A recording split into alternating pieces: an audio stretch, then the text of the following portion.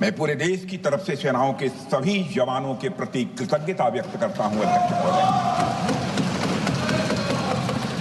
अध्यक्ष महोदय, आज मैं आपकी अनुमति से ऑपरेशन सिंदूर से जुड़े कुछ महत्वपूर्ण तथ्यों और विषयों को सदन के समक्ष रखने के लिए यहां खड़ा हूं। अध्यक्ष महोदय, 6 और 7 मई 2025 को भारतीय सेनाओं ने ऑपरेशन सिंदूर के नाम से एक ऐतिहासिक सैन्य कार्रवाई को अंजाम दिया। यह केवल एक सैन्य कार्रवाई नहीं थी, बल्कि यह भारत की संप्रभुता, उसकी अस्मिता, देश के नागरिकों के प्रति हमारी जिम्मेदारी और आतंकवाद के खिलाफ हमारी नीति का एक इफेक्टिव और डिसाइसिव डिमॉन्स्ट्रेशन था। अध्यक्ष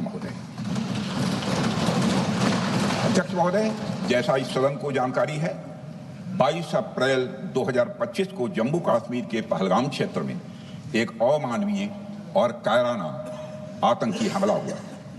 इस हमले में हमारे 25 निर्दोष नागरिकों सहित एक नेपाली नागरिक की भी जान गई थी। उन निर्दोष लोगों की जान उनका धर्म पूछ कर लिया गया।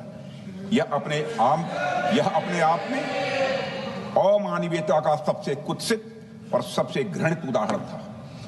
यह घटना भारत की सहन शक्ति की सीमा की भी मैं मानता हूं परीक्षा थी। अध्यक्ष महोदय, इस हमले के तुरंत बाद हमारे प्रधानमंत्री श्री नरेंद्र मोदी जी ने तीनों सेनाओं के प्रमुखों की एक उच्च स्तरीय बैठक की और उन्हें छूट दी गई कि वे अपने विवेक, स्ट्रेटेजिक अंडरस्टैंडिंग और रीजनल सिक्योरिटी सिचुएशन को ध्यान में रखते हुए वह निर्णायक कार्रवाई करें।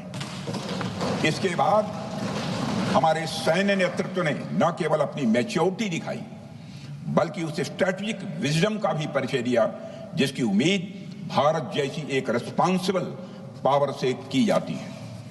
अध्यक्ष महोदय, ऑपरेशन सिंदूर को अंजाम देने से पहले हमारी सेनाओं ने हर पहलू का बहुत ही गहराई के साथ अध्ययन किया।